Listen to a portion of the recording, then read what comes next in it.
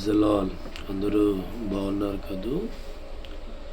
దేవుడి మహాకృపను బట్టి మరొకసారి వేకువజాము మన్నా అనే కార్యక్రమం ద్వారా మీ ముందుకు రావడానికి ప్రభు ఎంతగానో కృప చూపుతున్నారు.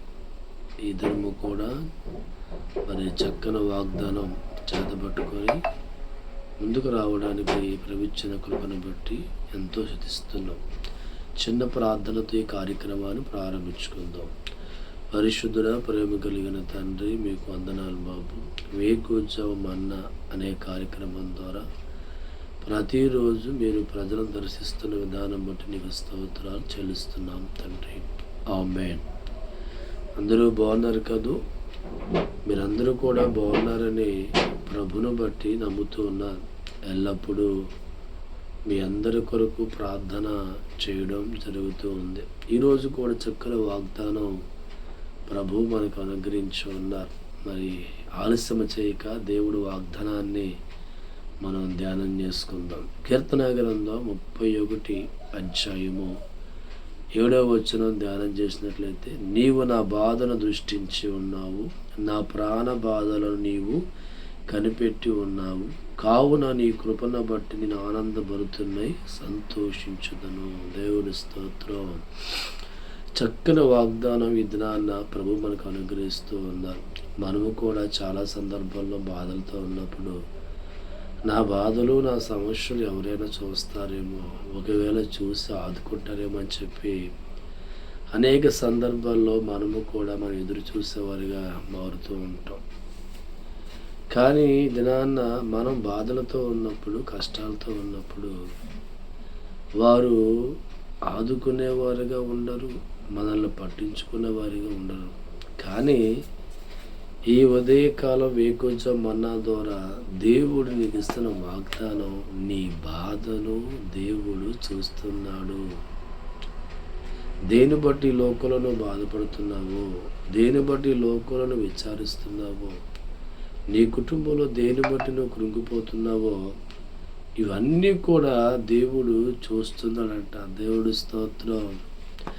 చూడండి, ఎవరు చూస్తే మనిషికున్న బాధలు తొలగిపోతాయో, ఎవరు చూస్తే మనిషికున్న కష్టాలు తొలగించబడతాయో, ఎవరు చూస్తే బాధల్లోంచి విడిపించబడతారో, ఎవరు చూస్తే సమస్యల్లోంచి విడిపించబడతారో, ఆ దేవుడి దినాన్న బాధలతో ఉన్న నీ కుటుంబం మీదే దృష్టి పెట్టాడు.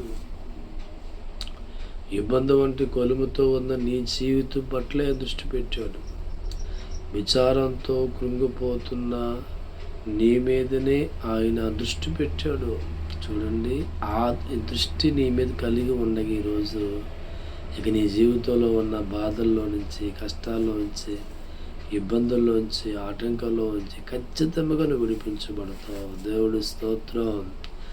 ఇశ్రాయేలు జీవితాల్లో కూడా చాలా సంవత్సరాల నుంచి దాదాపు 430 ఏండ్ల పాటు వారు చాలా శ్రమలు పడుతూ ఉన్నారు, చాలా బాధలు పడుతూ ఉన్నారు. అయితే వారు దేవుడికి మొరపెడుతూ ఉన్నారు. దేవుడికి మొరపెట్టినప్పుడు అక్కడ దేవుడు రాయించిన మాట, ఇశ్రాయేలు బాధలు నాకు తెలిసే ఉన్నవి. అంటే ఏంటి అర్థం? ఆయన కనిపెట్టి ఉన్న దృష్టిట్టాడు. ప్రార్థన చేస్తున్న వారి జీవితాల్లో ఉన్న బాధలు తీర్చడానికి, ఇబ్బంది వంటి కొలుములో ఉన్నవారు దేవుడికి ప్రార్థన చేస్తుండగా వారి యొక్క ఇబ్బందుల నుంచి విడుదల కలగచేయడానికి ప్రార్థించే వారిని దేవుడు చూస్తూ ఉంటాడు. దైవజనం కనిపెడుతున్నాడు అన్నమాట. ఇశ్రాయేలు జీవితాల్లో కూడా ఆ బాధలు తట్టుకోలేక, కష్టాలు తట్టుకోలేక వారు రక్షకుడా మా జీవితం రక్షించు తండ్రి అని ఆకాశం వైపు వారు చేతులెత్తి ప్రార్థన చేసినప్పుడు దేవుడు చెప్తున్న మాట, వారి బాధలు, వారి కష్టాలు నాకు తెలిసే ఉన్నవి. దేవుడు స్తోత్రం. దేవుడు ఈ ఉదయకాలాన వేకువజాము కార్యక్రమం ద్వారా నీకు ఇస్తున్న మాట, ఆయన నీ బాధల్ని దృష్టించి ఉన్నాడు. ఆయన నీ అవమానమును దృష్టించి ఉన్నాడు. ఆయన నీ కష్టాలని దృష్టించి ఉన్నాడు. దేవుడు మన జీవితాల్లో దృష్టి చూసిన తర్వాత ఆ బాధలతో మనిషి ఉండడండి. దేవుడు ఈ వేకుజ మన్నా ద్వారా నీ సమస్యల్ని, బాధల్ని, ఆటంకాలని అన్నిటిని కూడా ఆయన దృష్టిని చూస్తున్నాడు. ఆయన దృష్టి ఇక నీ మీద పడింది. ఆయన దృష్టి ఇక నీ బాధల మీద పడింది.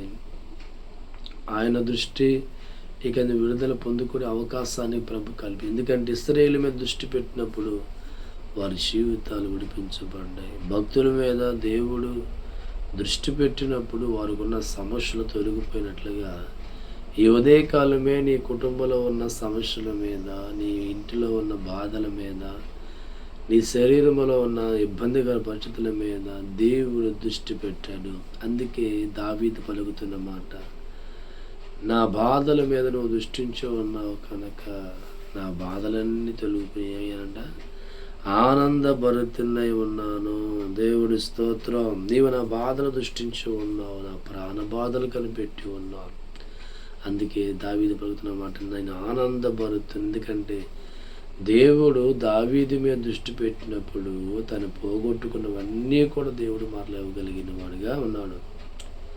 రాజ్యం పోయి మరి ఇబ్బంది ఉండి కొలిమిలో ఉండి బాధలతో, కష్టాలతో, కన్నీళ్ళతో ఉన్న దావీదు మరలా ప్రార్థించినప్పుడు తన యందు దృష్టి పెట్టాడు దేవుడు.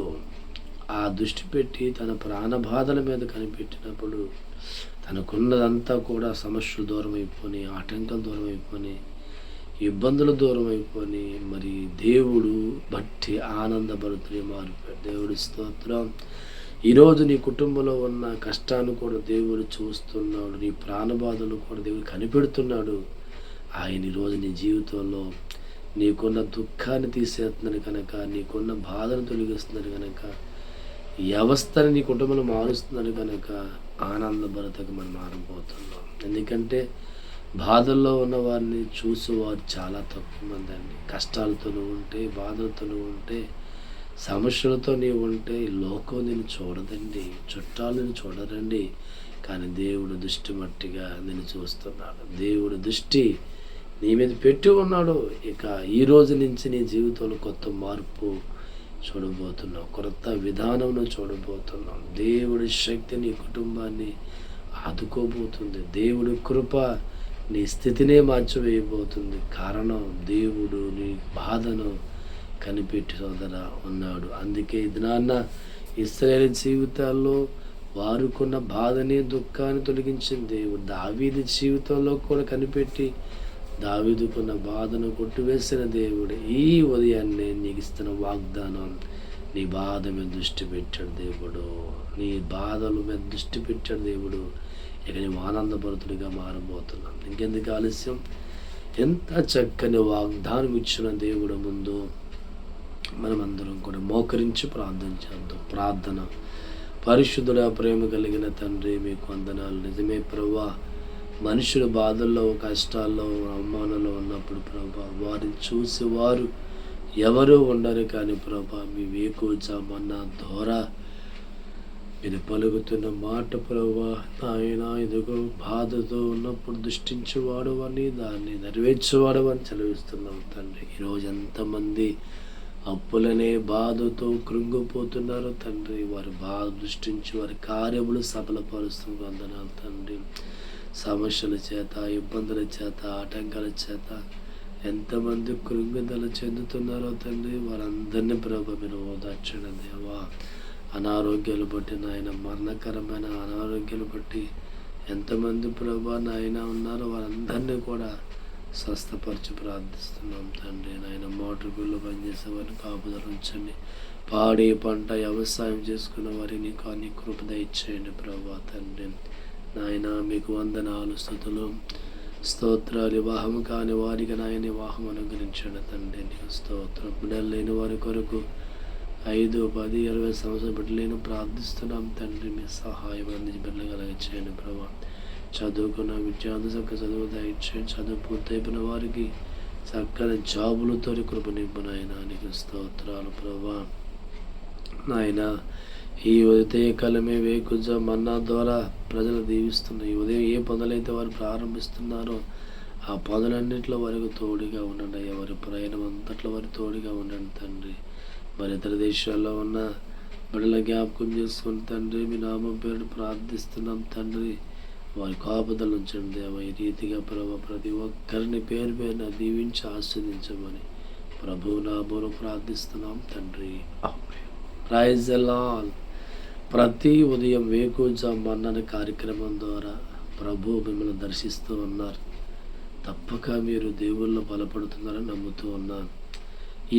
మా యొక్క YouTube channel YNJ prayer ministry అనేకులకి షేర్ చేయండి, సబ్స్క్రైబ్ చేసుకోండి, లైక్ చేయండి. ఎవరైనా ఈ సేవని బలపరిచే ఆలోచన ఉంటే తప్పక మీ సహకారం అందించండి. దేవుడు మిమ్మల్ని మీ కుటుంబాలను బహుగా ఆస్వాదించునుగాక. అందరికీ వందనాలు. God bless you.